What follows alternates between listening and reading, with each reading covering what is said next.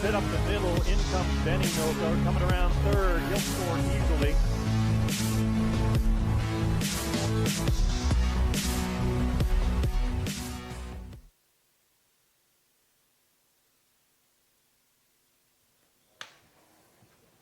Hello, softball fans near and far. Welcome to continuing coverage of the 36th Annual Zeister Slot Pre-Championship Tournament from the historical Blikkenburg Sportspark in Zeist, Netherlands. Lance Wynn alongside my usual partner, Jason Chopper Gerbes, bringing you the tournament finale as the New Zealand Black Sox will take on Australia. And Chopper, when we look at this matchup, and regardless of the fact that it's a preseason, last game of this pre-tournament, you got to figure that both teams are itching to take some good positive things with them to Prague.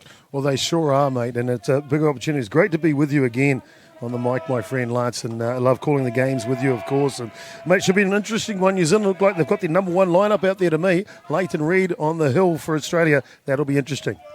So just to run the line through the lineup for you, of course, for these hard-hitting New Zealand Black Sox, it'll be Ben Inoka to lead things off. Riley Macchia will follow him. Nathan Nukunuku bats in the number 3 spot. Jerome Remeke will be batting cleanup. Thomas Inoka batting 5th. Cole Evans will follow him. Wayne Laulu will follow Evans.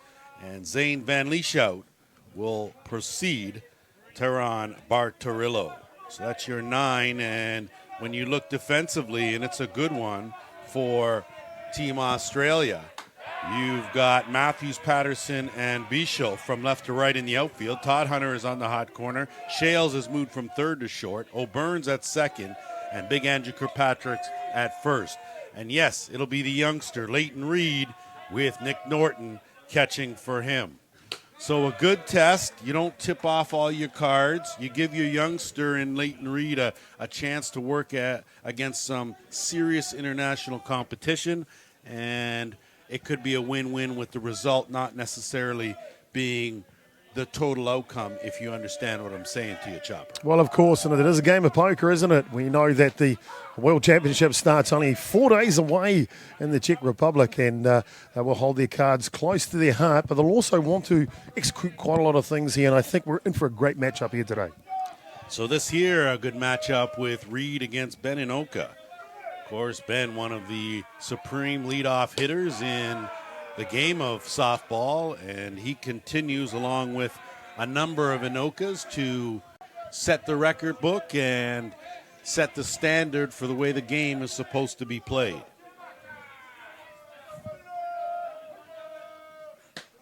That pitch in there for a called strike, and Leighton Reed, of course, carried his team to the Junior Men's Championship, and he was outstanding in that one, and it's really impressive to see him move up the ranks and sit in between the likes of Adam Folkart and, of course, Andrew Kirkpatrick. Ben Inoka with an outstanding eye there works a leadoff walk from the youngster, and that will bring up Riley Macchia.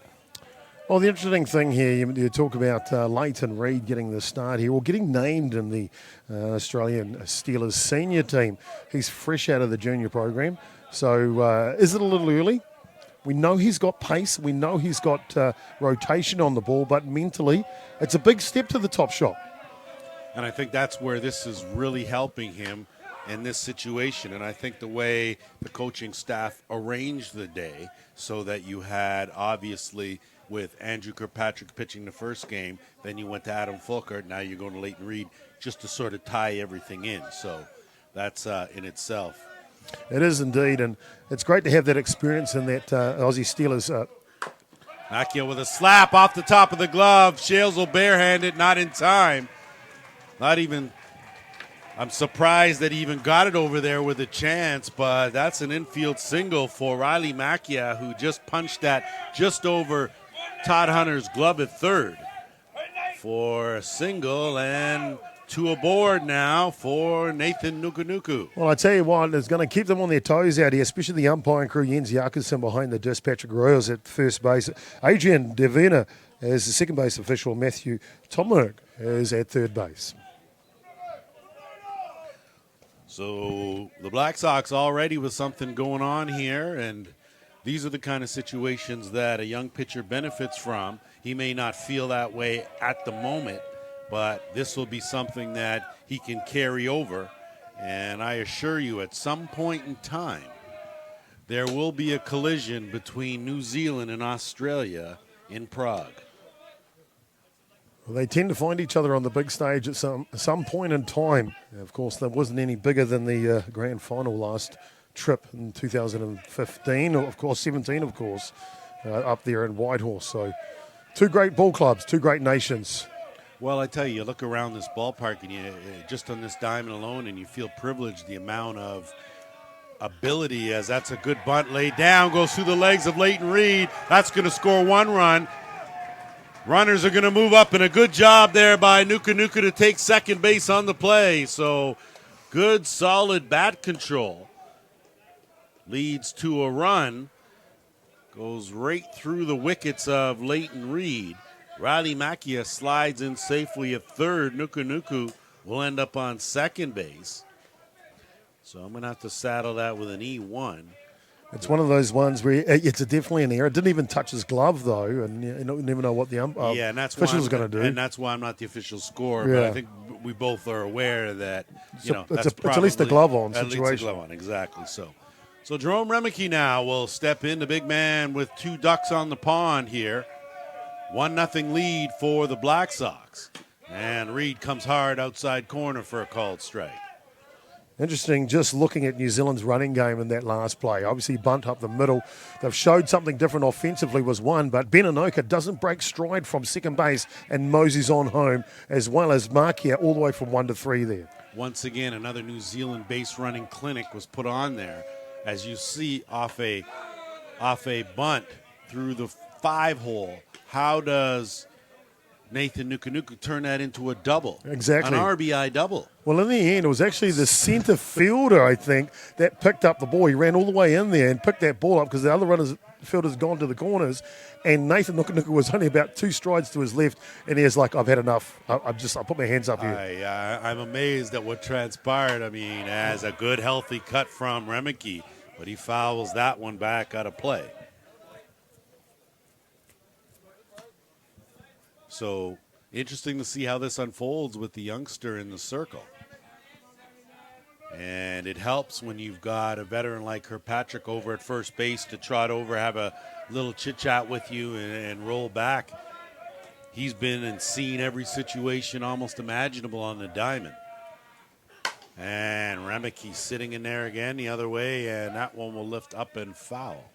It's power on power here. The crack of the bat is so loud when you've got this type of competition. Reed throws in the late 20s, 120s, and Ramaki, his bat speed. Definitely no shortage of velocity going on here in this game.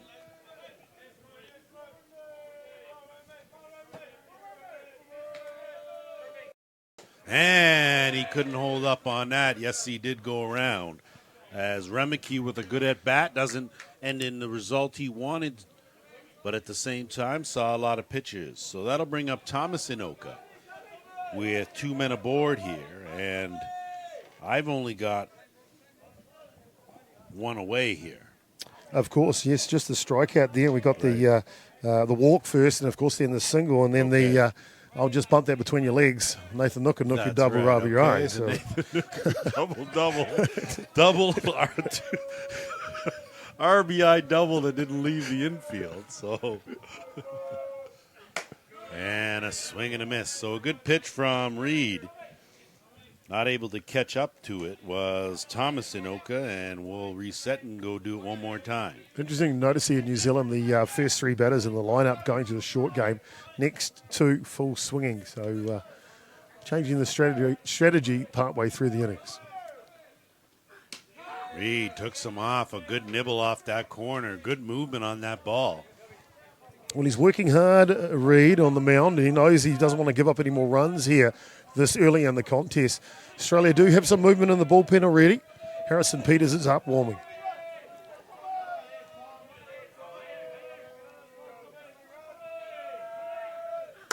And that ball lifted up to center field, but settling under it is Patterson. He'll make the grab, but coming in to score easily on the play is Macchia, but gunned down at second. And that looks like it was Nuku trying to take a little bit too much there. So Thomas Inoka will get credit for the RBI on the sack. That will bring around Macchia to score the second run. And Nuku gunned down, trying to get a little too greedy. Yeah, just came off the base a little too far there. And good play by Australia not to give up on that play. And picked off Nathan just being too far off there. But Thomas getting the job done first. Most certainly. So we'll take a quick break and then back with the bottom half and the Aussie lineup.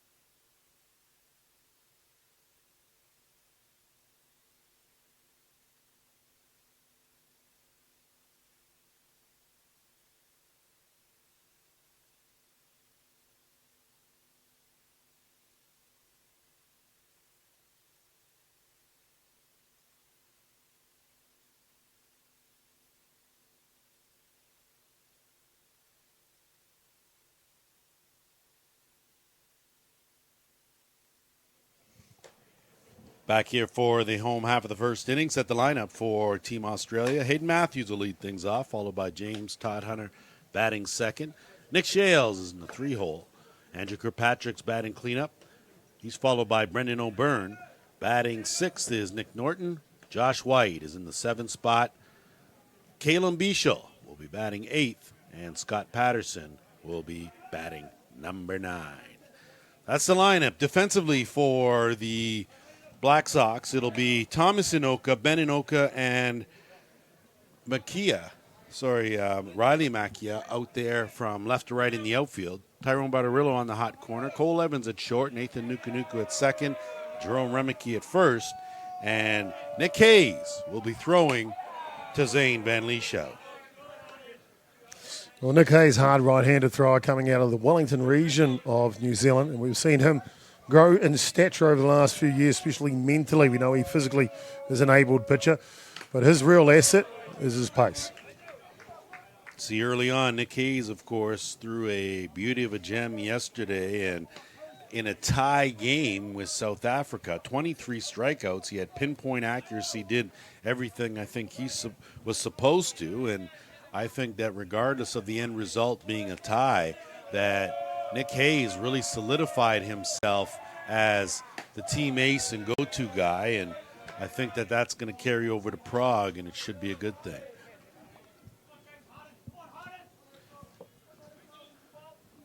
Well, it is a good thing because you're right, he's getting the innings in just before going to that World Championship. And confidence for a pitcher, that's what it's all about. And on that outside corner, Hayes all over it. So working on top here against Hayden Matthews. Count even, 2 balls, 2 strikes.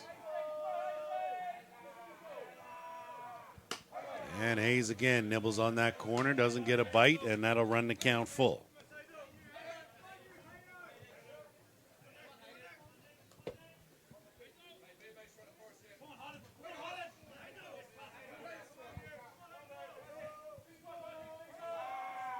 And that ball lifted up, but calling for it and settling under it was Nathan Nuku. He makes the grab.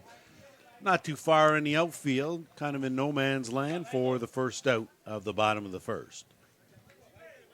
Well, New Zealand giving the start to Nathan and Nuku at second base. You can't have a better mastermind in the infield. We know his exploits in the middle of the infield he's come through since moved to first base.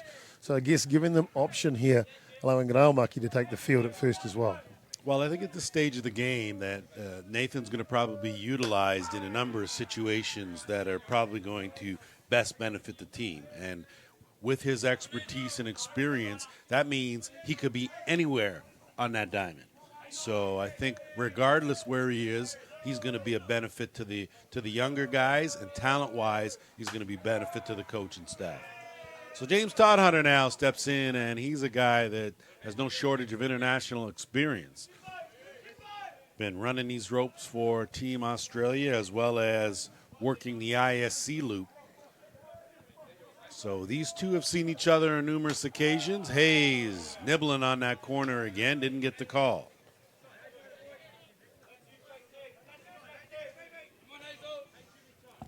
Watching Australia here, just taking their time there at bats. Good to see a few pitches.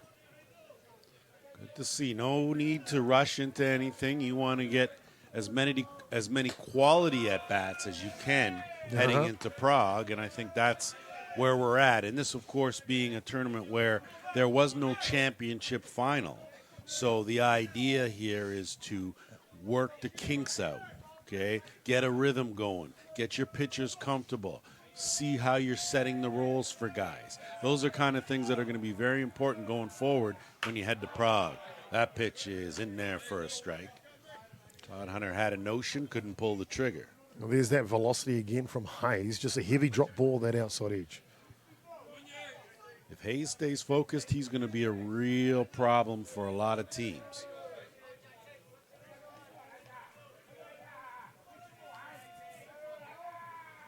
And a swing and a miss. So Hayes gasses it up, sits down Todhunter. First strikeout of the game for Hayes, and in will step Mr. Everything, Nick Shales. Well, Nick Shales, as you know, around the world is got to be classified as one of the best hitters in the game these days. And not a huge man by any means, but boy, oh boy, when he gets a hold of it, it goes a long, long way. A little bigger than I am, so I can't really say there, Chopper, but Nick Hayes certainly not only one of the best players in the game, one of the gentlemen of the game. He adds to the game. His lumberjack brand is circulating and getting the game more exposure. So doing a little bit of everything he is. And took a healthy hack there on that pitch. Boy, oh boy, Shales wanted that one back one more time, as that was right in his wheelhouse.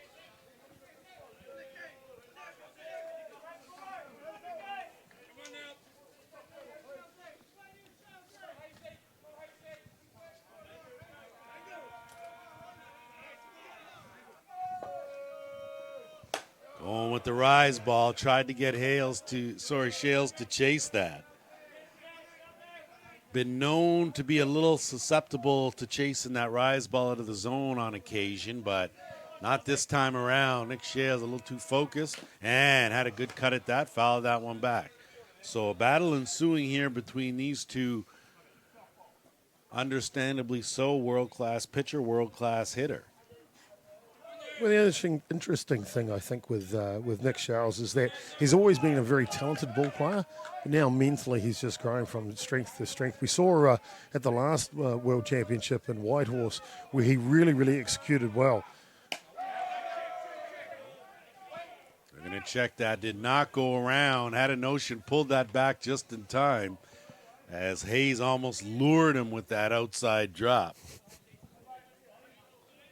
Well, you know, Chopper, we spoke because we've been to a number of world championships and we've seen the roles change for certain guys on certain teams as they've gone through.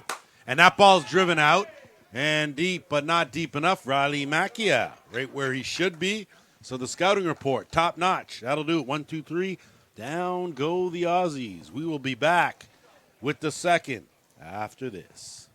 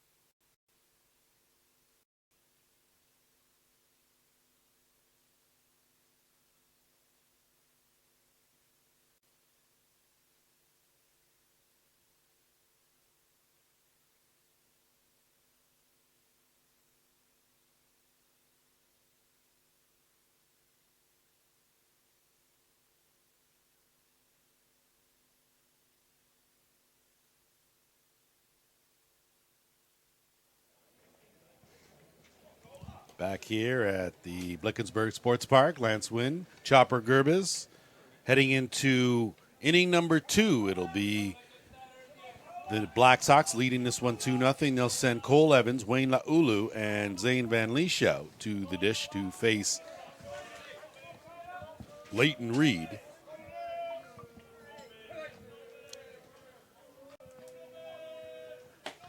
That pitch down in the dirt just a bit.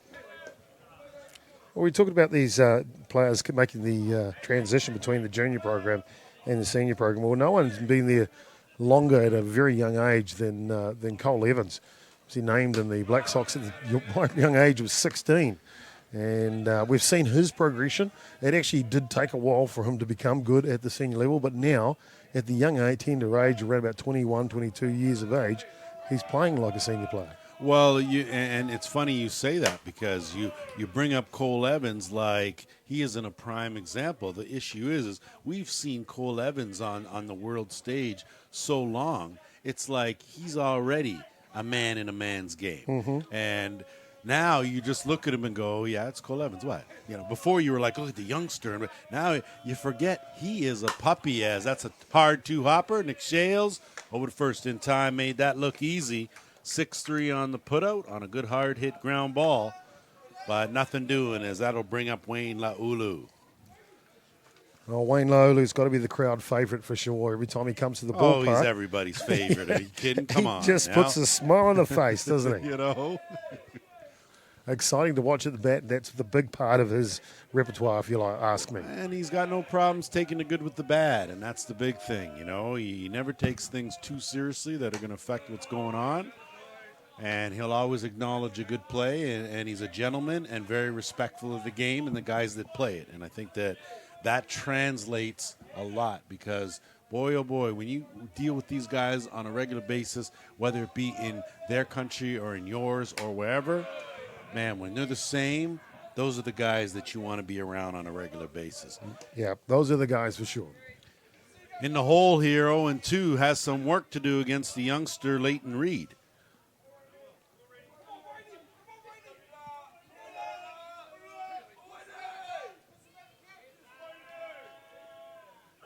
And a good pitch from Reed, but down and out of the zone. Plenty of effort coming out of Reed. You can hear that. Just the grunt as he makes as he's releasing the ball. And Wayne Laulu responds with a note as that one comes through. And gassed that one up, and not even Norton could keep that one in the glove. So Laulu is back. The count now even at 2 balls and 2 strikes.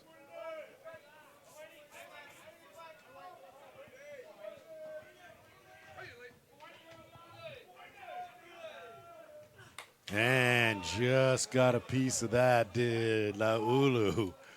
And you always know Wayne, you always watch him and his expressions, and he'll always give you a gesture to let you know that either I got away with one or lucky or that was a really good pitch. And you can tell everything gets filed in the database for the next time. He's always working up there, isn't he? He is.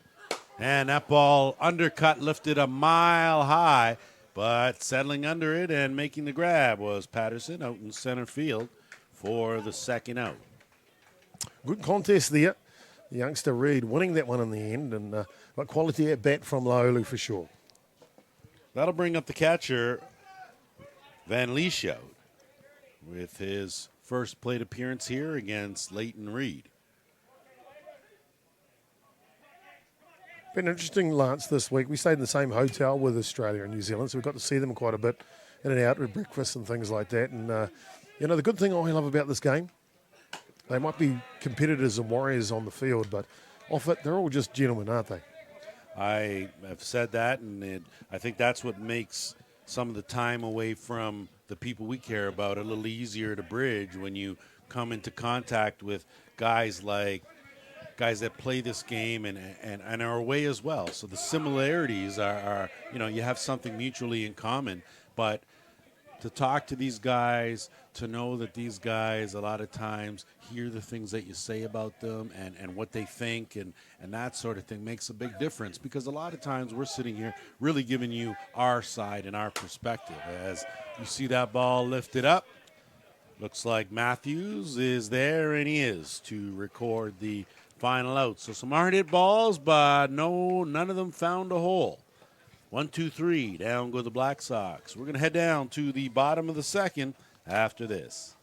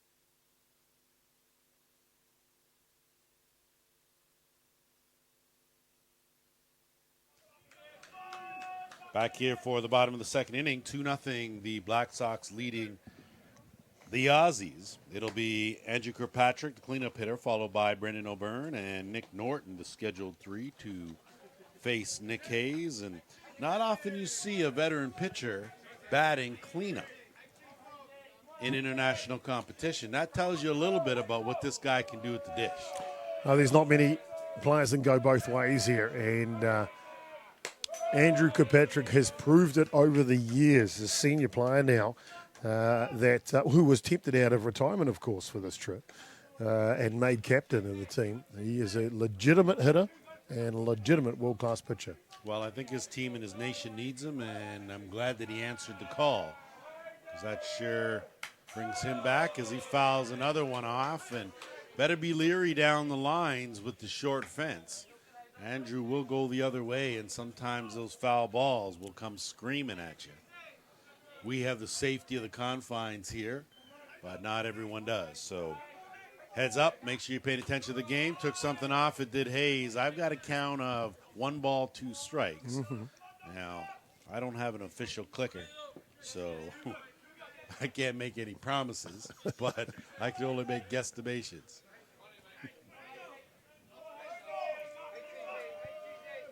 And that ball hard shot through the right side, base hit. So a leadoff single for the big man, Big Cheese. And that will bring up Brendan O'Byrne, and I expect to see some sort of execution and some small ball played here. Well, sure will and indeed. You saw what New Zealand did off the top of the game. Makes your defense work, wakes you up early. I expect the same. You? I think there's a real high probability that they'll do that, even though it's the cleanup, just after the cleanup position here in Brendan O'Byrne. But I tell you what, Kirkpatrick, you've got to be so impressed with his hitting. And it was fouled off, actually. Mm-hmm. Yep, sorry to interject. Just saying, at the beginning of that at-bat, he was behind the pitch the whole way through. Last pitch was a drop ball inside. He turned on it and pulled it past the first baseman. I mean, that's just great adjustment mid-bat. You're absolutely right. Good call on that as he fouled the ball off the other way down the left field line.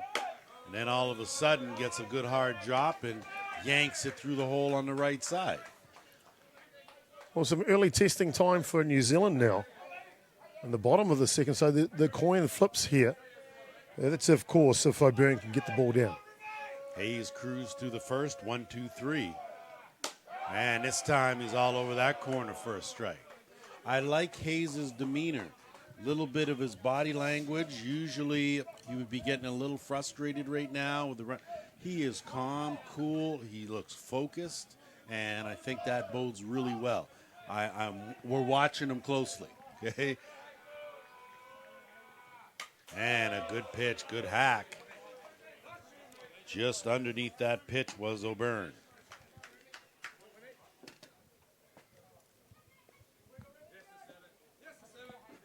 That foul ball just ticking our camera. Norman Ames helping out with the crew today. Outstanding to have his efforts here. Lucky He's just to going to have line him. that up. Between him and Tim, we have been extremely lucky. Haven't we? That ball shot through the left side of the infield. Base hit from O'Byrne. So back-to-back singles for the Aussies, and they've got something brewing here with 2 men aboard. Nobody out for the catcher, Nick Norton. Well, interesting, both of those drives from Australia are both off the drop ball from Nick Hayes. So they'll look to have to make some adjustments here. And it is a game of adjustments. And when you have teams like this caliber, teams that you expect to be vying for a medal, adjustments are key. And you see both teams doing it on all experienced players. Infield drawn in now with a runner in scoring position. Nuku right at base depth. Squaring is Norton. Good job to squeeze that by Van Lieshout. Picks up the ice cream cone on the end there. No need to lick it out, though. Good idea. Patrick stays put. Wipe a little sweat off the brow on that baby, because that would have been both runners would have certainly advanced. So back to work goes Hayes.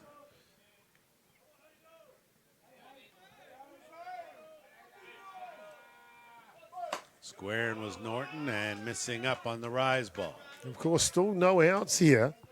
And methodical players, the sacrifice bunt still, but we saw Australia in that last at-bat. Second one strike, he pulled back to go and swing it. It didn't swing, of course, but it was a strike. So thinking a little bit outside the cube.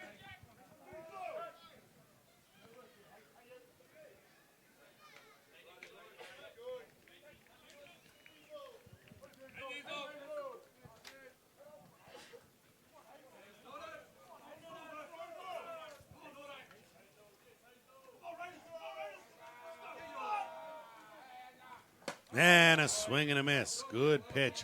I think that was the location of the drop ball that Hayes was looking for in the previous two that were hit. Now, not to take anything away from either Kirkpatrick or Byrne. They were certainly good, legitimate hits. I just think that Hayes missed the target on those two attempts, and that one was what he was looking for location-wise. One attempt, then it goes through, and Norton now will have one last crack at it, but he's going to have to do it the fun way.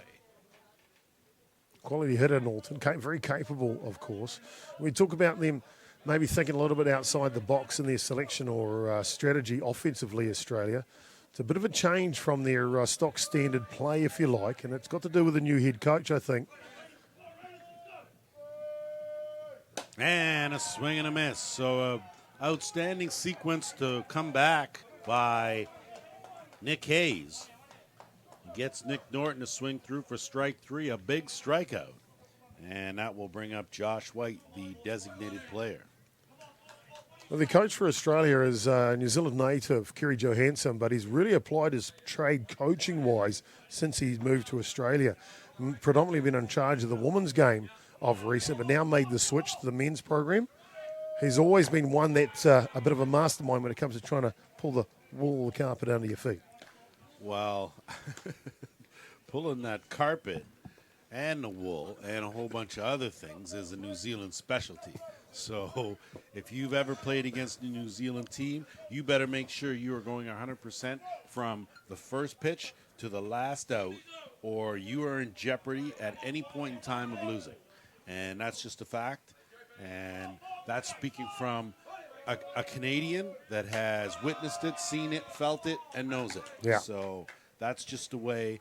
And that's the reason why New Zealand still sets the softball standard. Okay? They're who everyone wants to be. And that's strictly because when you play the game right, you play the game fair, and you play the game well, teams want to do that. So hats off to the organization, of course, as always, as we will be heading to Prague and see all the nations that have been putting in the work, all the nations that have been watching the Black Sox and the things that they've been doing and trying to implement that over the years. We've already seen a team from South Africa that has already on the cusp of changing. We were there when India showed up in their cricket outfits for the junior worlds and got coaching from some of the other teams, including New Zealand, practiced with them. And now you go there 2 years later, and now they've won a game. So just the progression to watch these nations. South Africa, 6-7 years ago, there was no chance they were going to win a game. Now there are teams worried about them. So come a long way, and it's been enjoyable just to watch, but know where the bar starts, and it starts with the Kiwis. That pitch by Josh White. Josh White fouled that pitch just off the plate and back. I'll tell you what, though, you mentioned that about the Kiwis. There is a number of nations that are just simply outstanding at the moment. On the back of Falkard and Kirkpatrick, Australia have been so good for such a long period of time now. And obviously the power S of Shales and the batting lineup just makes them a force to be reckoned with. We always know that good pitching will get you somewhere close to the last day in an event. But across the board, Canada, the USA making a resurgence again into the program. Argentina are always nipping at the heels. And who's going to be the surprise package next week? Will it be the host? You just never know. And understand, when we talk about New Zealand being the bar setter, doesn't mean that they're unbeatable. Oh, yeah. Right? It just means that there's a lot of parity. Sometimes it's just one player here or one pitcher there that changes it. But when these two teams of this caliber lock horns, you don't know who's going to win. Yeah. You legitimately have no idea. And like you said, you throw in the resurgence of the Americans, throw Team Canada is always in the hunt. Of course, there are, you got Japan. Oh, you're talking Japan about, are real good right now. They never seem to go away. They get the feeling, man, and they're like a well-oiled machine. So those are the teams you understand when you're talking the top 5, 6, 7 teams. Boy, oh boy, you're talking about good quality. The other way, gobbled up though at second base, and a good play by Nuku. The flip over to first in plenty of time. O'Byrne in the meantime, Kirkpatrick in the meantime will move on over to third, and O'Byrne to second, and it'll leave it up to Kalen Bishop to see if he can't cash in the run and pull a run closer, trailing 2-0. Good tight contest here, but look at Australia right there. Singles ties this ball game up just like that. Well, Bishop was another kid in the junior program coming up, and it's been very impressive to see his evolution as well. And just to have him here and participating in these games is unbelievable experience for him. In a couple of years, he's going to be a force. Boy, oh boy, that's a hard hit. Played at third, Bartarillo over to first in time. So good job of working his way out of it. Hayes, 2 hits to start the inning, but they are stranded. We're going to move to the top of the third when we come back.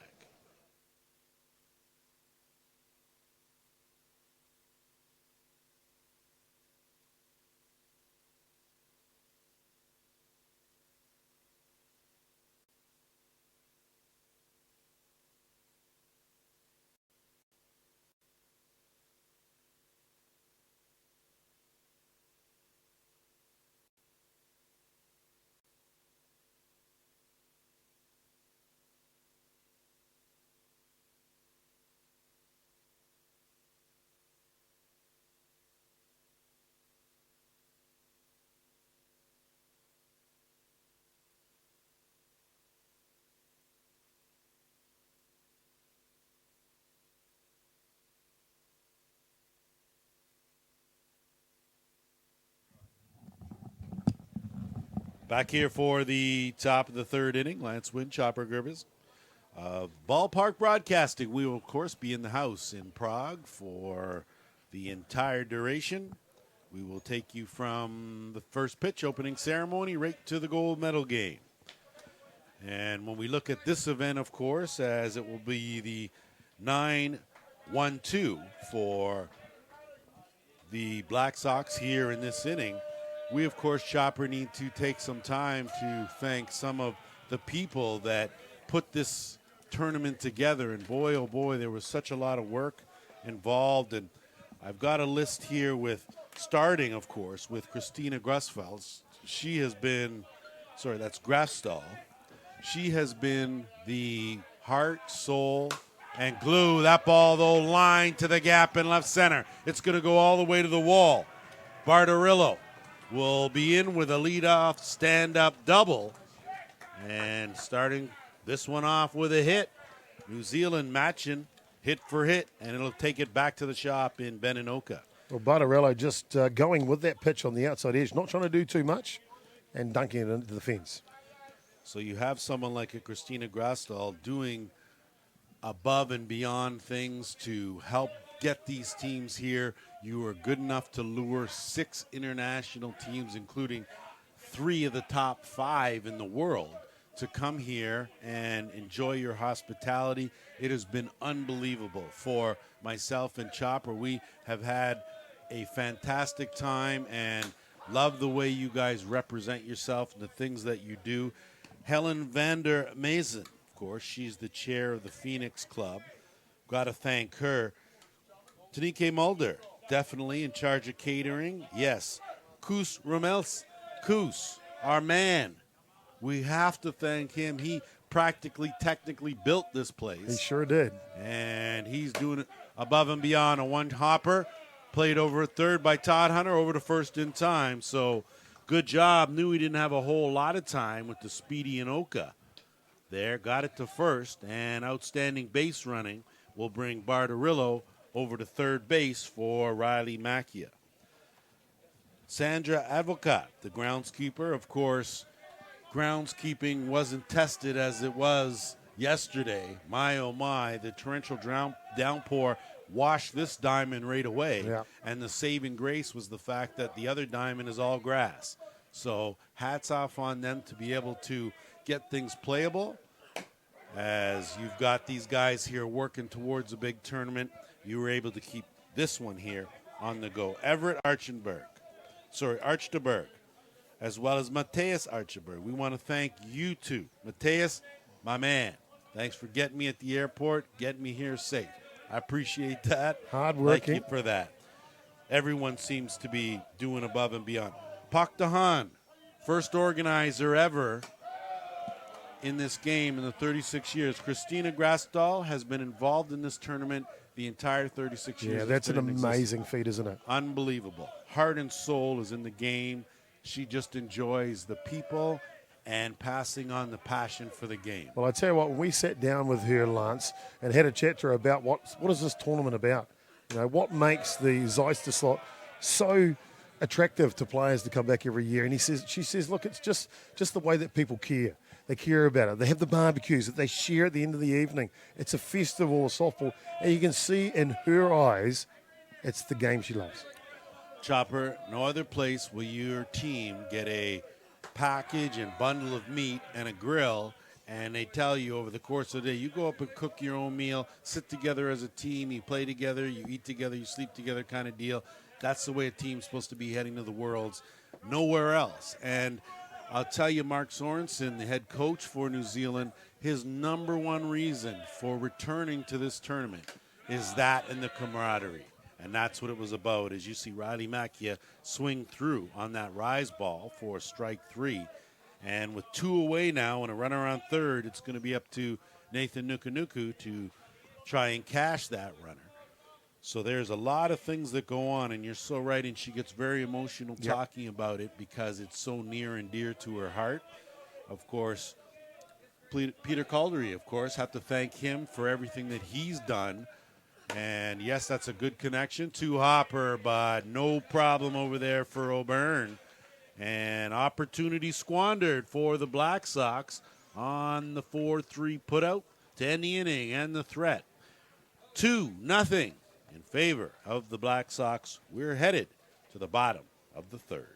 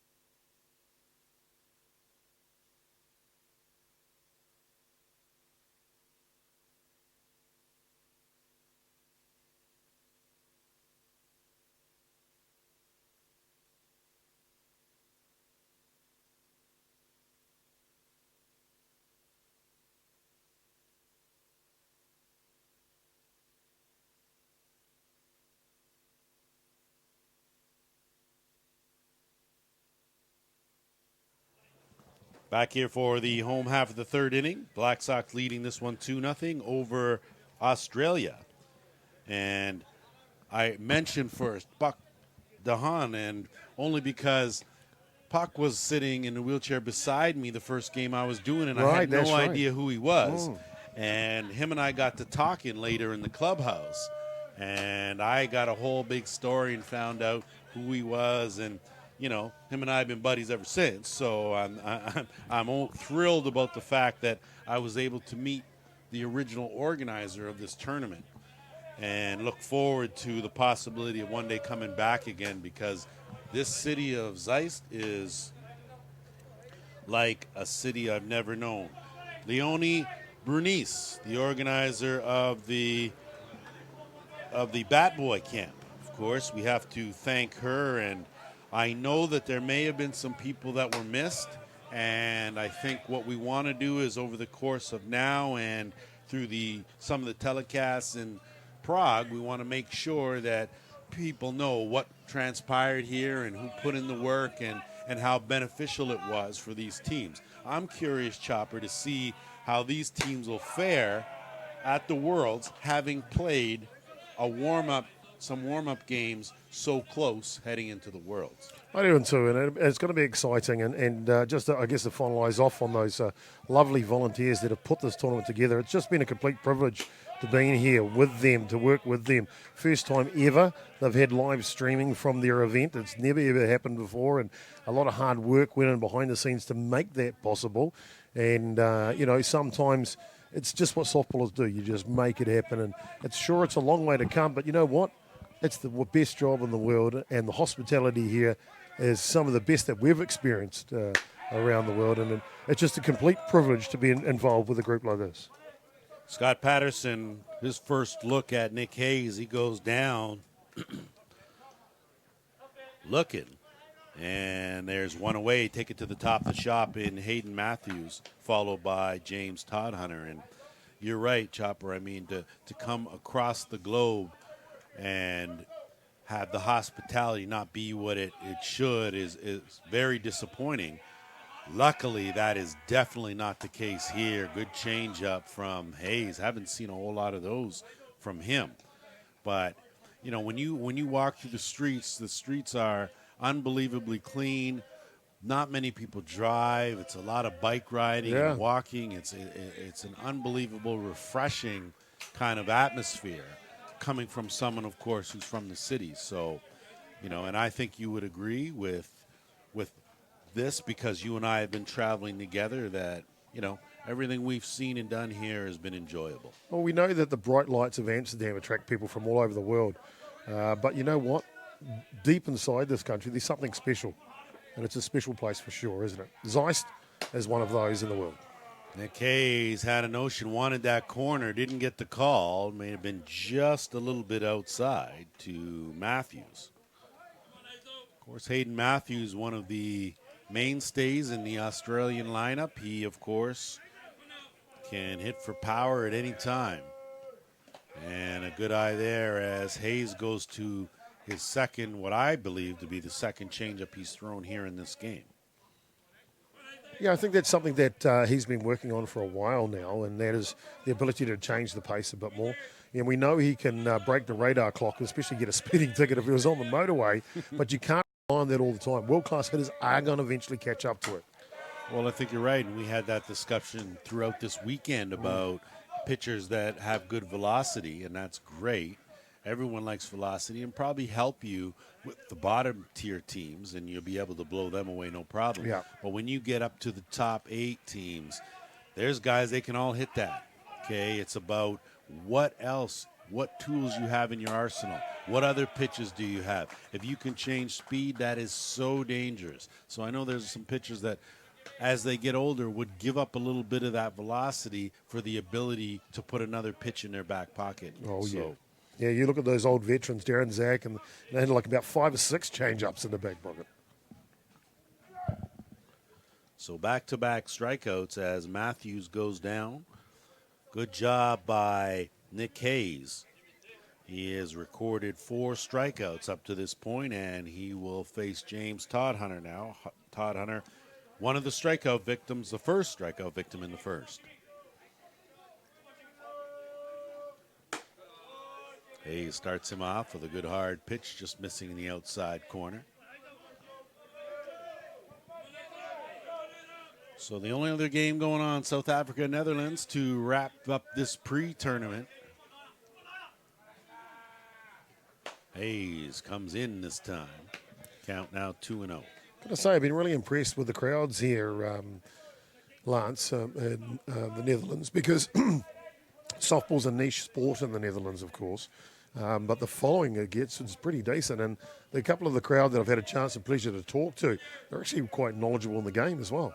Well, I tell you, I know there's been a core here of softball, but I think that core was getting smaller and smaller, and with these national teams coming here for this tournament, I think they've injected new softball life into this place, and I think Christina can take credit for that, and I think that all of a sudden now there's an option besides just baseball or field hockey or one of those things. So it's nice to see. It's nice to see the kids out here.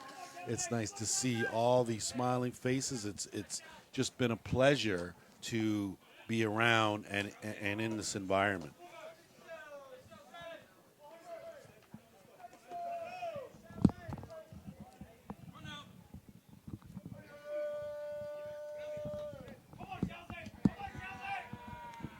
So with 2 out, it'll be Nick Shales and Nick Hayes doing battle.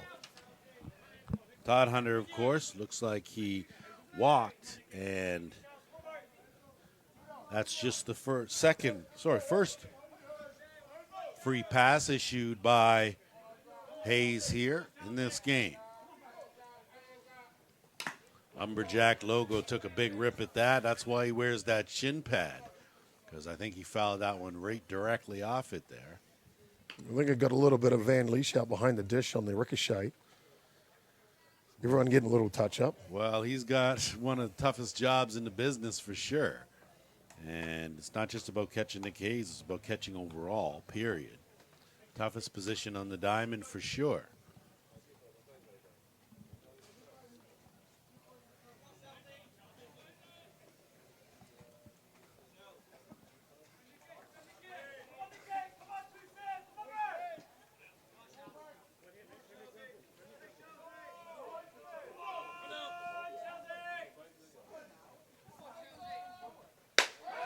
Popped the glove and split the plate for a called strike.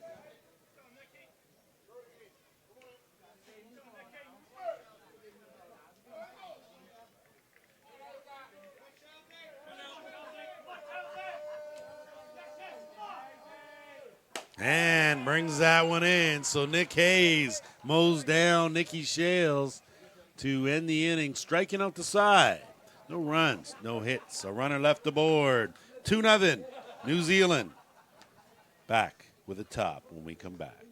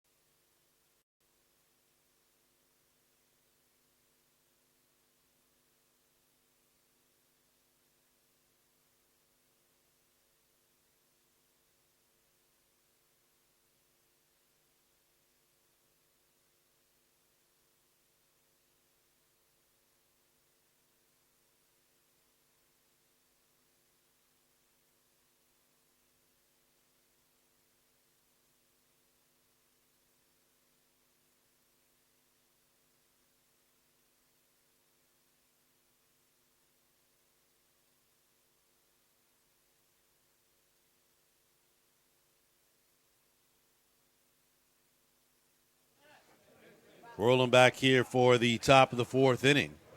For the Black Sox, it'll be Remeke, Thomas Inoka, and Cole Evans, the scheduled three hitters. leading by 2 runs. New pitcher for Australia, Leighton Reed. He is done for this tournament, and in comes Harrison Peters. Well, Harry Peters, hard right-handed thrower. It's been a season in New Zealand and working on his craft, and we've seen him come along since 2017 in Whitehorse to be a credible third option for the Australian staff. And always needed, pitching always needed. As Remeke goes the other way, that's going to drift well out of play. And again, with Jerome Remeke, you can pitch him outside. That's good, but he has tremendous power the other way. And he'll be happy to sit down and drive something down that left field line for extra bases. And Peters comes back up with a little bit of chin music, up and in.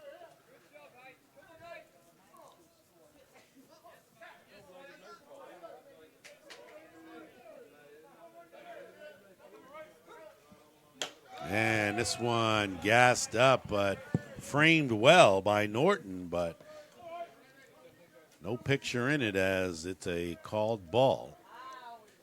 I think the best thing about Harrison Peters on the hill, he works quick. He's not afraid to come and attack the strike zone. And that ball, Remeke on a tough hop at second base. O'Byrne can't handle it. And a sharp single for Remeke to lead things off here in the 4th. Well, it's one of those ones, isn't it? It didn't come as hard as he thought it did. O'Byrne at second base, and just was dying on him as it was coming to him. And it's one of those ones, do you come forward and get it, or do you allow it bounce and just throw it to first base? You've got 2 options there, and in this case, picking neither of them. I think you slide over and try to smother that ball on the short hop would probably be your ideal scenario. The ruling in the infield is usually the fewer bounces, the better. And that's just a tough play. So we will see if O'Byrne can regroup or if that will come back to haunt anyone. It's Thomas Inoka now. Thomas had an RBI sac fly in the first inning. And that ball, as Remeke was on the move, is fouled out of play. Sorensen obviously looking to put the wheels in motion here, hit and run play.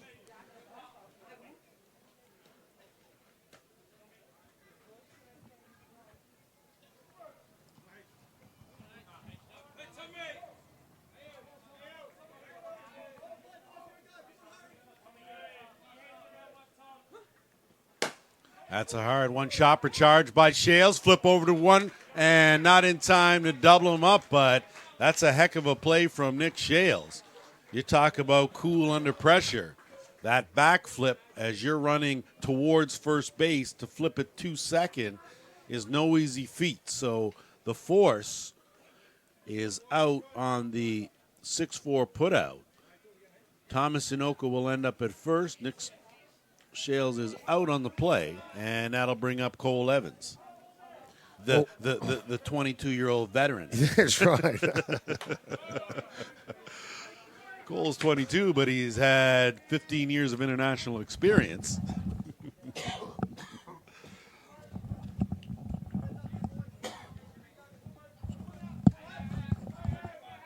Interesting to say that about Cole.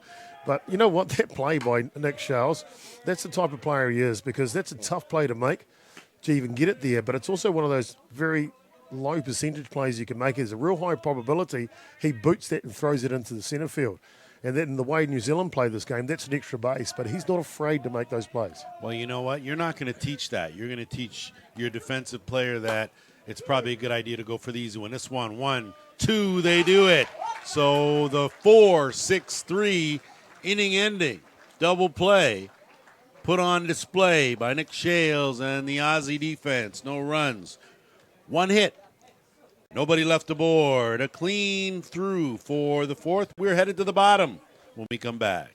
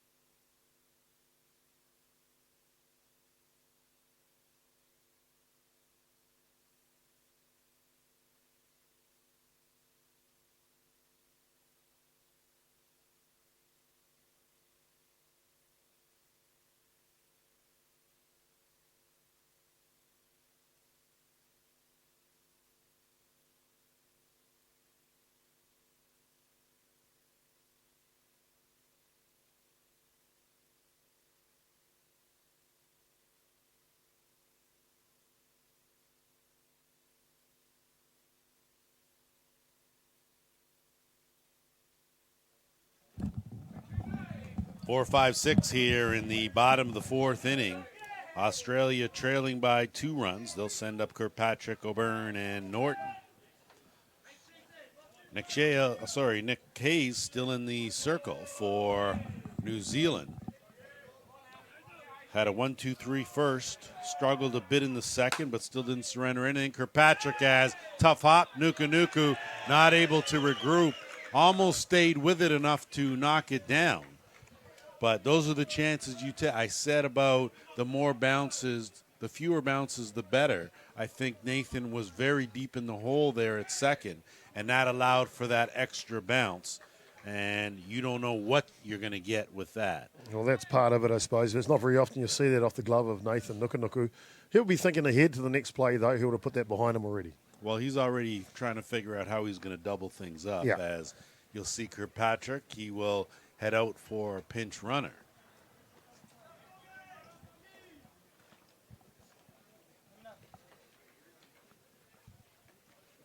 That's a good idea to give Andrew a break. And, of course, Australia, they're only trailing by 2 runs here, Lance. And if they can pick up a run here, we're only midway through this one, right? That's going to go a long way for a successful afternoon. Well, I think the only issue about this is going to be a time situation, as it looks like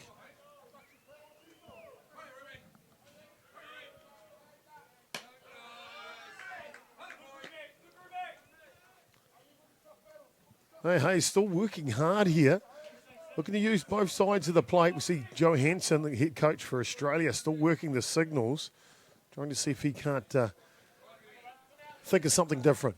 I think we've got James Purcell running, and that ball laced up the middle, slowed up, through the hole, and runners are going to go from first to third as Brendan O'Byrne has stepped front and center with a solid single to move Kirkpatrick or Purcell to third base for Nick Norton. So a chance here for the Aussies with 2 men aboard to, at the very least, chip away at this 2-run lead.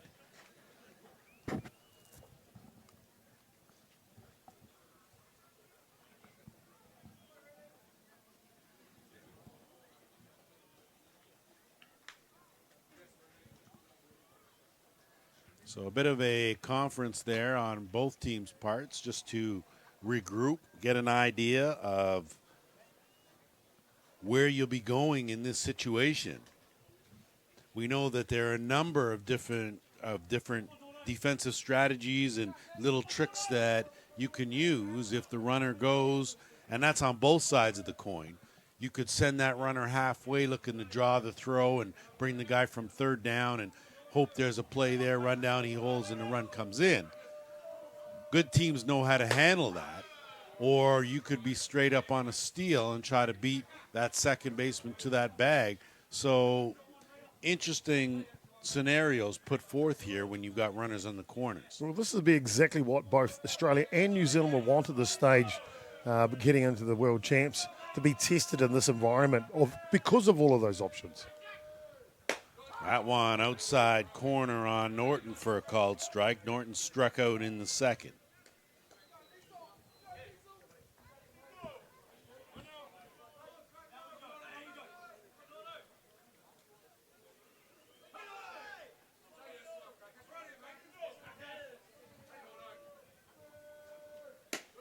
Hayes took something off, missed on the outside.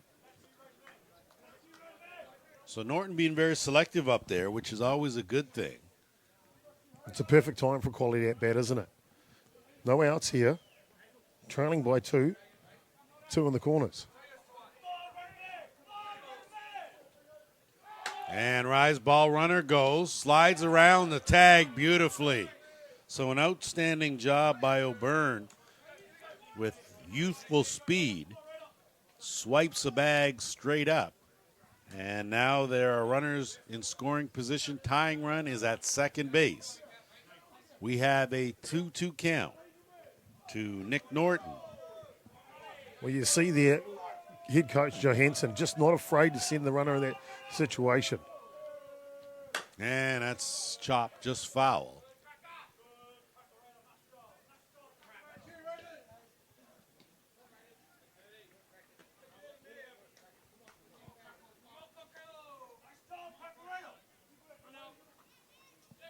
Tell you, a lot of times, very tempted not to say a whole lot when you got guys cheering like some of these cheers.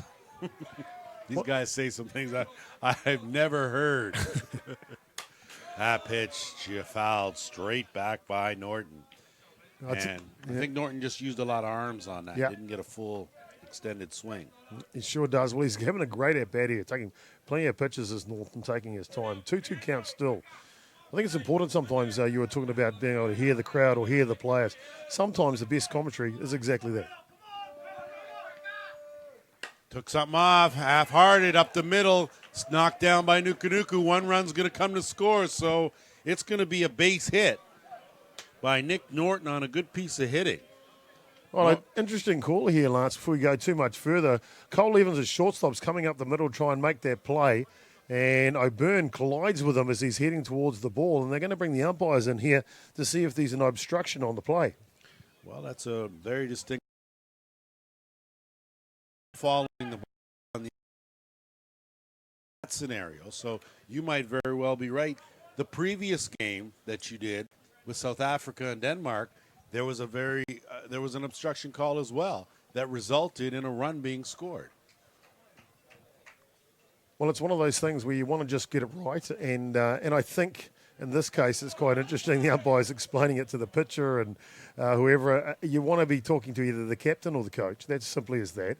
And now you see Mark Sorensen, the coach, come out because that's the way the protocol works, you know. And you won't see Mark stay out there forever.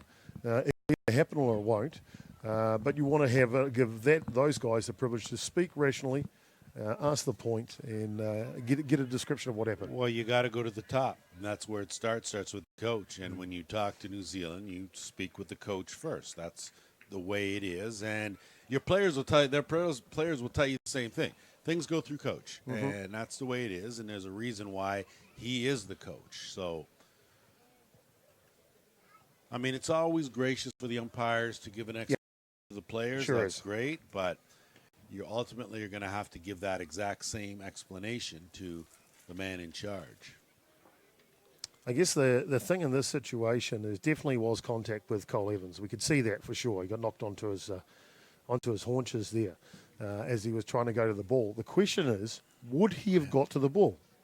Or would he have had a play had he? Did that affect the outcome of the play? Now, okay. If it was me playing shortstop, it's safe, right? I'm never going to get there. But this is Cole Evans, the type of player that can get. He ain't going to make a throw to home, but he could make the throw to one, right? Not even an infielder, man.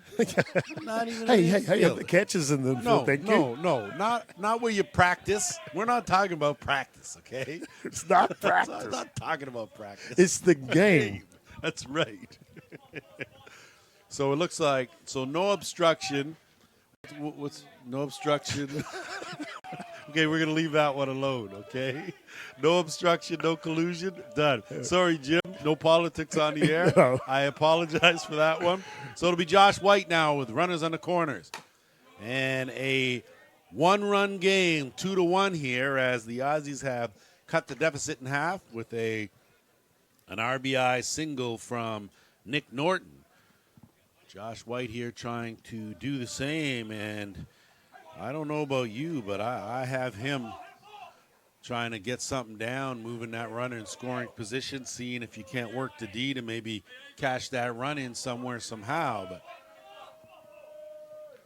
And a swing and a miss. So Hayes rears back and throws a seed.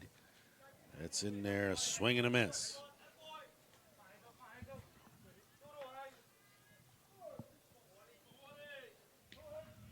No balls, 2 strikes, the count.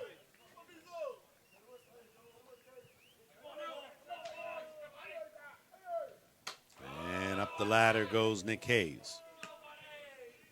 You see Hayes there, still plenty of velocity, and the rotation is there, of course. That thing just biting as it pops up through the above the top of the strike zone. Well, even when we saw Nick Hayes throw those 23 strikeouts against South Africa, it was an 8-inning affair, and a good pitch inside, tied up White, and will sit him down. There was at no point in time, even in the 8th, did Nick Hayes look like his velocity was in question. He looked very strong. He looked very consistent.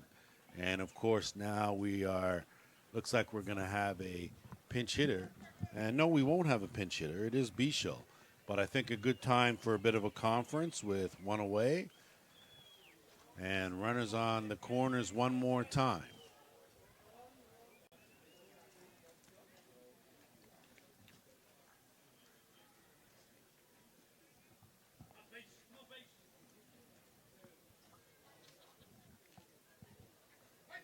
So home plate umpire Jens Jakobsen decided he was going to break that meeting up, and he did, but it's all about being on the same page, and you can bet Nathan Nukunuku called that meeting because it was just a meeting in the infield. Oh, yeah.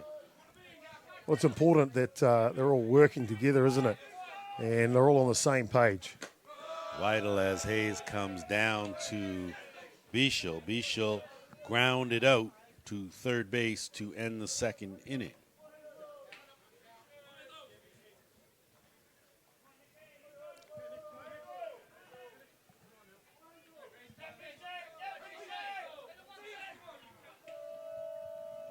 And a swing and a miss.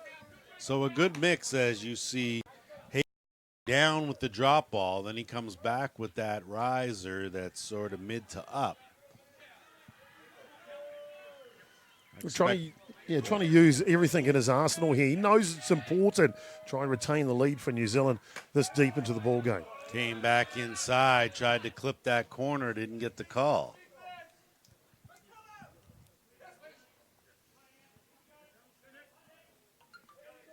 You see Nukunuku just taking over in the infield again there. Getting that alignment right. Man, that one chopped foul. So a good job to try to get on top of that by Bichel, not able to keep the ball in fair territory.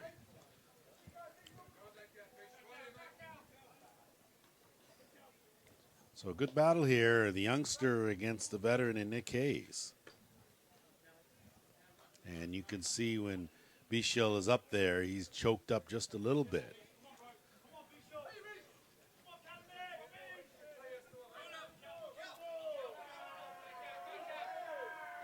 And a swing and a miss. So Hayes rears back, gets another very important strikeout. Second of the inning. Well, I know he struck out there, Bichel, but that's something Australia did way back in when they won the World Cup in Saskatoon, or the World Champion in Saskatoon. We noticed that they started choking up on their swings, and a lot of countries might have started laughing at them because of it. Ground ball, short hop, that short by Evans. He gobbled that up with those hands and easy put out. So dodging a bullet, giving up just one was Nick Hayes. 2-1 the score. We're about to do our slide to 5.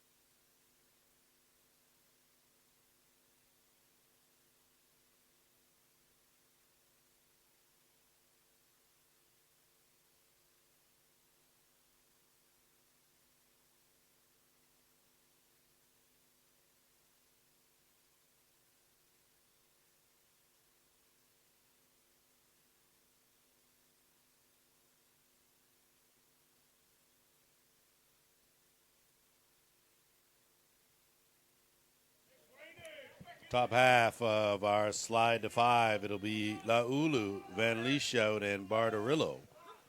Scheduled 3 hitters to face Harrison Peters as that pitch in there for a called strike.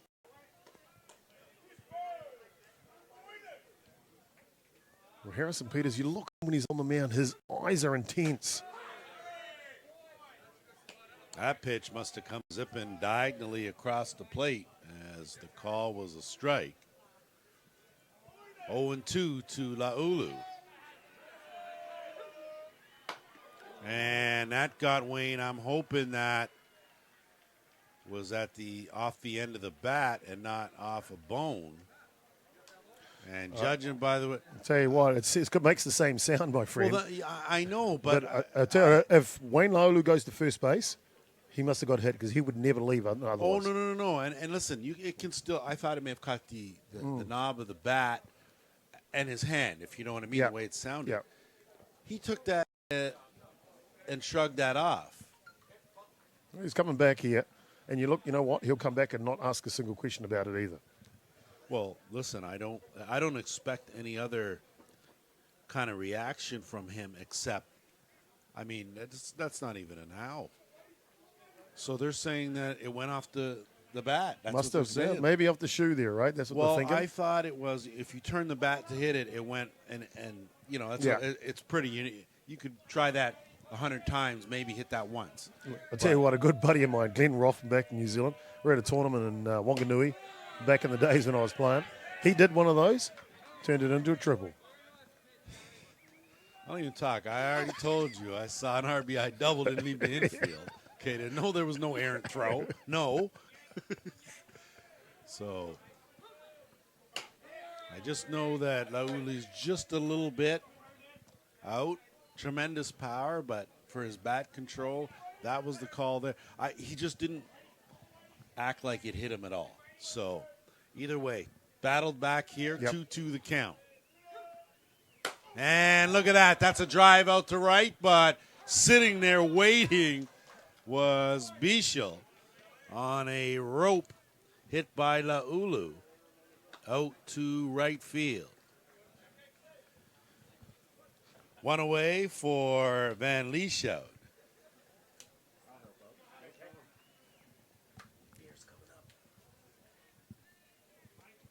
Great to have Tim on the crew this week, mate. I'll tell you what, there is nothing he won't do.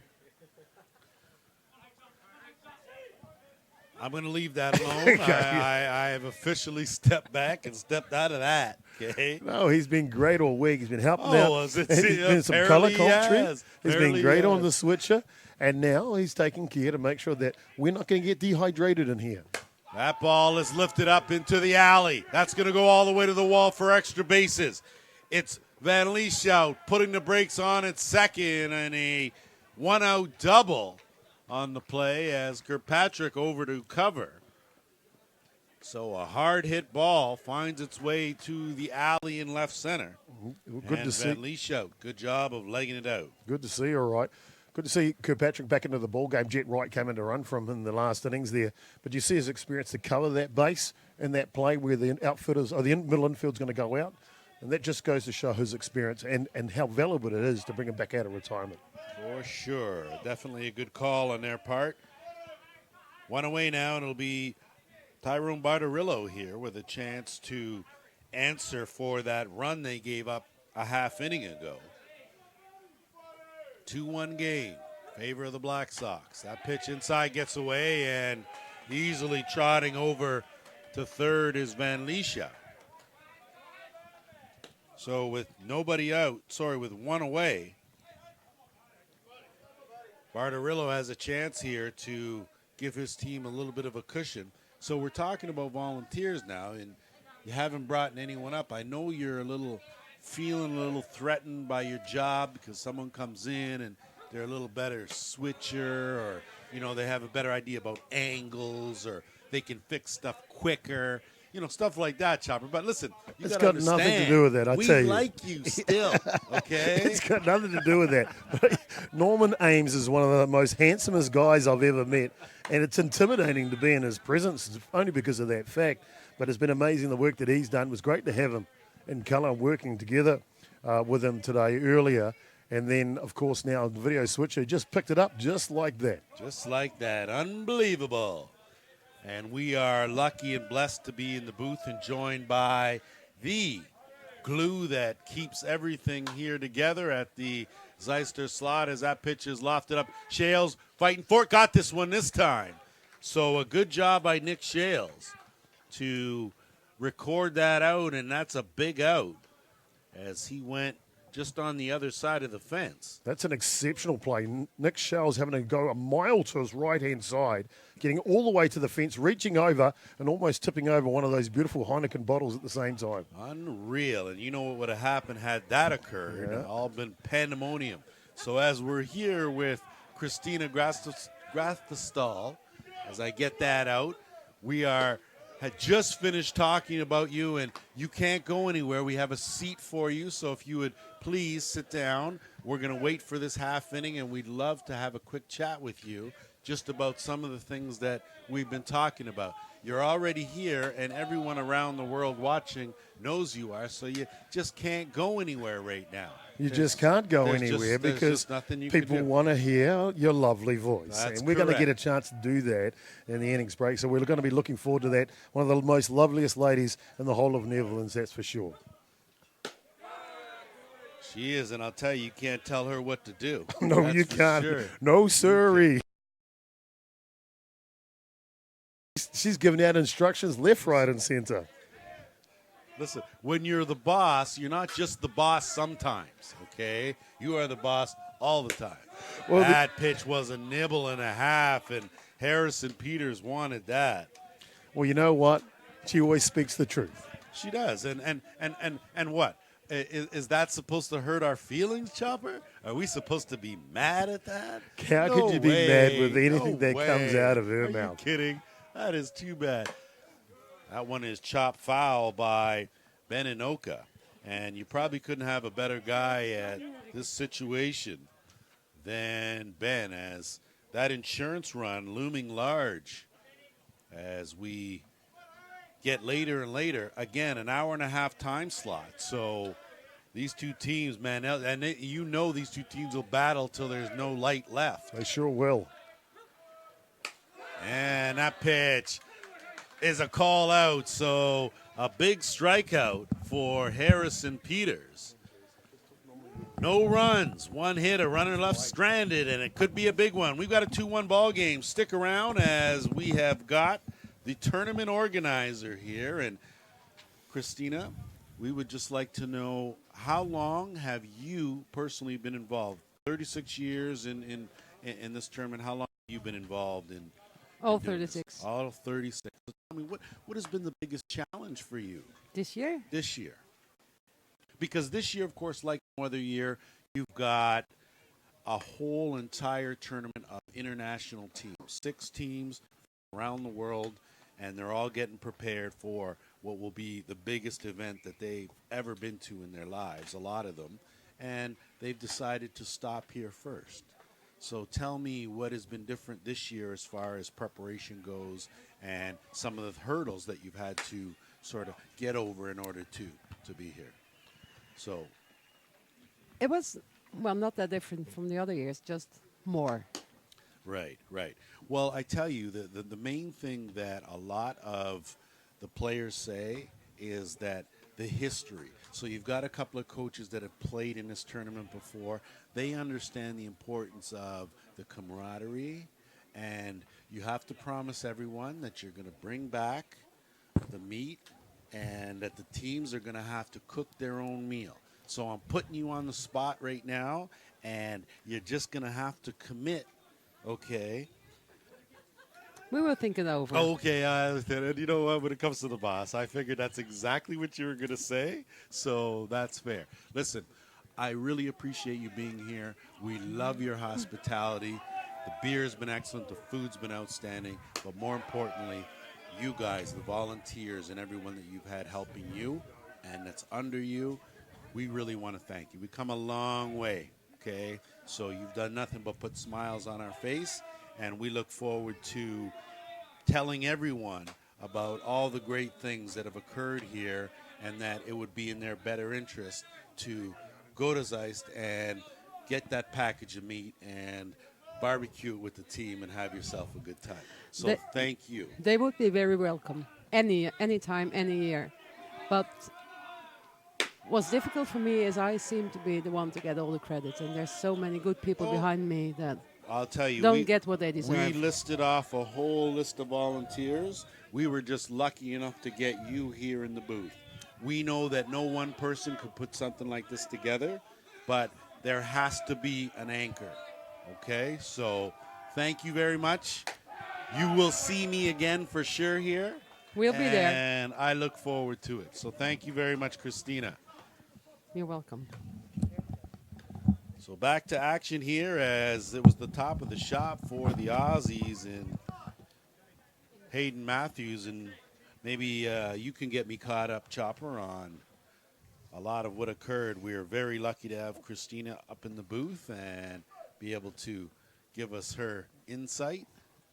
Well, it was, and it's great to have Christina, and congratulations to her on an amazing tournament. We got official word from the umpire.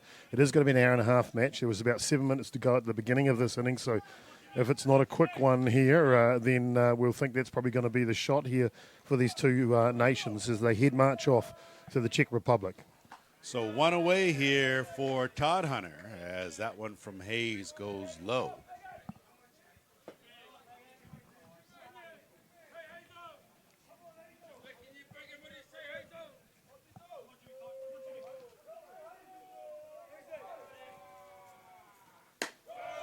I tell you, that's a good-looking pitch there. No call, though. And, you know, Chop, you got to give Nick Hayes some credit here. He had a quick first, struggled through the second after giving up back-to-back singles, had a walk, gave up a run in the fourth, and back out here battling his way through. And you got to like that because he knows full well this is the intensity level, this is the talent you're going to be facing. And more importantly, this is how he has to be under these circumstances. Well, Australia are a great hitting ball club, and to restrict them just to one run through this match so far is a credit to Hayes working or executing exactly the way that Van Lieshout is calling it at the moment. And, of course, we don't want to underestimate what Van Lieshout brings to the table. He's certainly the quarterback back there. He's making the calls and a lot of the decisions. So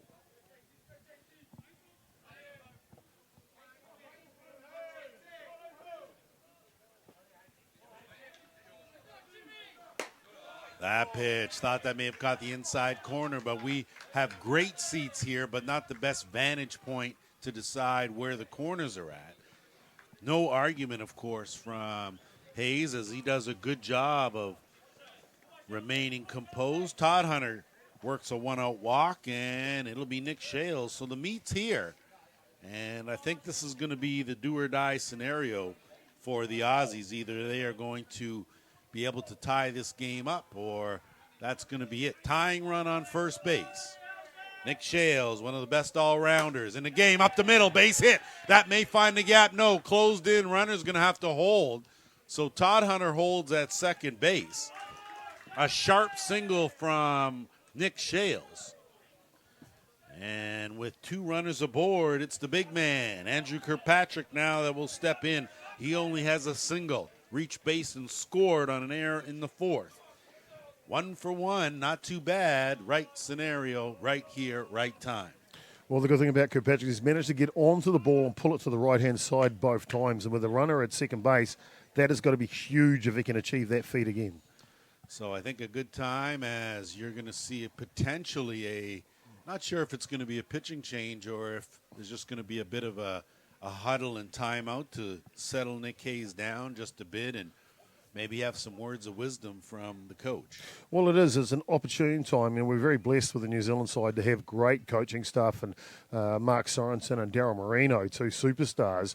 You can't go any better than their battery coach, Jimmy Wanner, the gold medal champion from 2004 in Christchurch, winning pitcher in that match with that type of experience there in the dugout to come out in this situation to pass on just the right couple of words that's needed to get the victory. Words of wisdom, man, in the right time go a long way and usually aren't forgotten at all. So Kirkpatrick, he digs in well early. He's ready to go. Hayes ready to go. Infield drawn in a step in Nuku.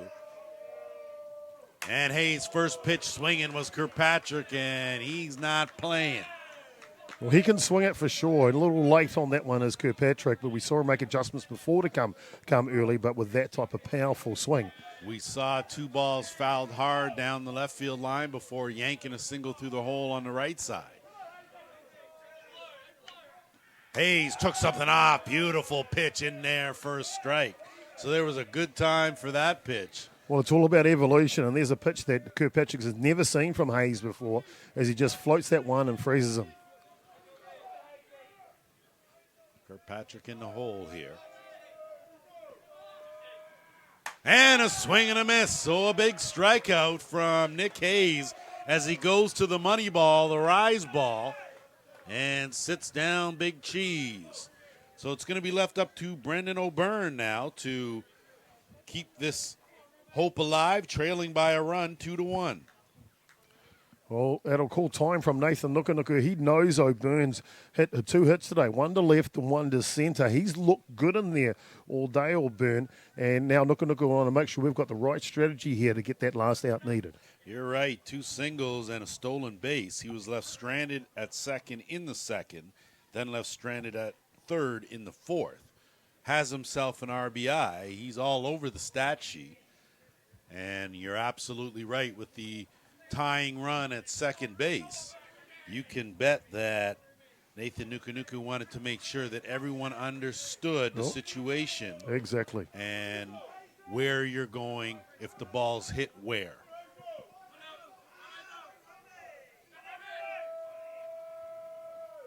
Hayes just a little low, missing down in the strike zone for ball 1. Of course, with Australia having a veteran like Todd Hunter at second base, Nukunuku will be making sure that he can't see or figure out the signals in this situation as well, because elite ball players tend to be able to figure those things out. Hayes brings it inside right on the knees. O'Byrne does a good job of getting out of the way. And I'm not quite sure if that was a purpose pitch, but good location. If you don't want to get hurt, you certainly can't get hurt with something there. Surprise, surprise, this game going down to the wire here between Australia and New Zealand, Lance. Yeah, we're all shocked. That pitch just missed. I know there are a lot of people around the world as shocked as I am. Yeah. Sure, Chopper, sure. You guys play. It's never fun. It's never intense, and it's never close. Hayes comes back, gets the inside corner. So we'll see if Hayes can battle back into this count here. O'Byrne just nodding his appreciation of that pitch from Hayes. Nukunuku talking to Todd Hunter at 2. A couple of games going on out there at the moment.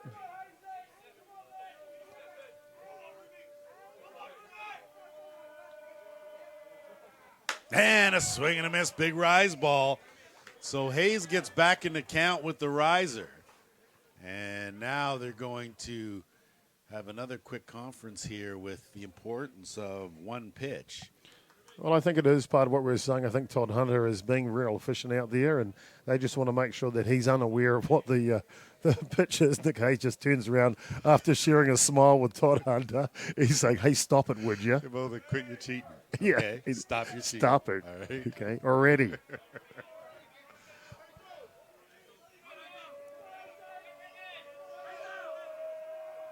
And that one's lifted up, but calling for it, it's going to be Van Lieshout if it stays fair. And Van Lieshout does a great job to haul it back in. He does indeed. Did it touch? It did. It must have touched the tree above us. Well, he sure played that off perfectly because we can't see anything above Chopper's head. I don't know about you, buddy, but when I grew up, it was like one bounce, one hand. Well, it's got to be one tree, one glove, right?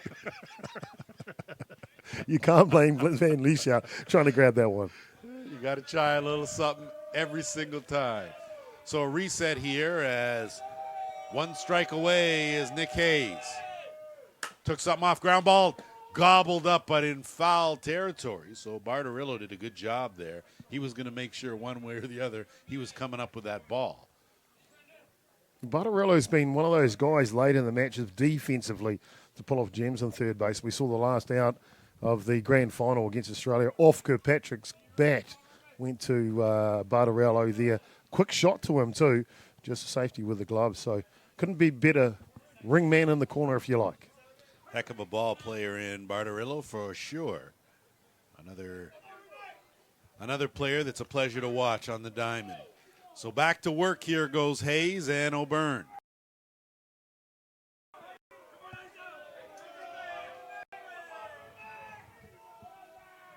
That pitch is lifted up and drifting, foul out of play. With some nice big trees that kind of just overhang the edge of the screens back here behind the home plate, and they've casted a shadow over the infield for part of the games today. So it's part of those ground rule conditions you've just got to get used to, right? Well, most certainly, and of course, not knowing how high up in the fence or being able to see anything directly up makes those pop-ups a little challenging, but as you can see, we're reset after another foul ball, and once again, it's going to be Hayes and Byrne going at it. There's another quality at bat from Byrne.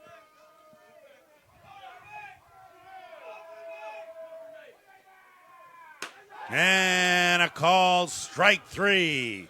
So turn that K the other way, and that just may be the end of the day, Chopper, as that is the signal there, and this game is going to go in the books as a 2-1 final for New Zealand. So you talk about the Black Sox, and of course, we decided that we were not going to put too much emphasis on wins and losses here. All teams wanted to win all games, but certainly not at all costs. And you look at New Zealand, who, by their standards, struggled a little bit yesterday, not picking up a win. But boy, oh boy, when you look back on today, different team, different focus. Well, it is indeed, and it's a completely different kettle of fish. And these two teams are putting the final touches on what's required to be a world champion as they head away to the Czech Republic in a couple of days. But there's a lot of pass marks out there. Australia getting the chance to use the youngster to come out on the mound first, and he got through 3 innings of work. Sure, he got roughed up in the first innings, giving away 4 hits in total for the 2 runs. Then Harry Peters gets in for some work in there as well, so they've taken care of that business, able to keep Kirkpatrick and Folkard back at the bay, so they'll save that for another day. But New Zealand on their side, Nick Hayes commanding again on the mound, only giving up 3 hits, 10 strikeouts and 2 walks. That's a pass mark for sure. I couldn't agree with you more, and Chopper, I on a personal level want to thank you for inviting me down and making this trip so enjoyable and memorable, to say the least, as we will end up enjoying the festivities before we hop on a plane and head over to Prague with the Ballpark Broadcasting crew, and we will bring you all the action from the Czech Republic. Well, I'm looking forward to that, buddy. And, of course, before we go, let's just thank those guys that have helped us out this week. Obviously, the outstanding committee and Christina leading them. They've done an amazing job in the tournament. The guys that have helped out in the crew with the broadcasting this week, remember, they've never, ever streamed any event before, and it's great to have them along. Norman Ames doing the video switcher on this one. Tim, of course, helping out with the other one. Izzy Nuku with his comments.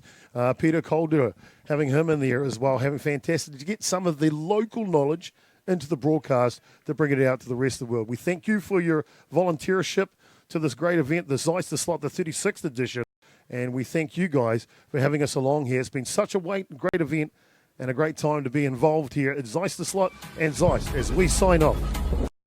19, we'll head away to the World Championship, the WPSC Men's Softball Championship. That'll take off in the Czech Republic this coming Thursday night. We'll see you then.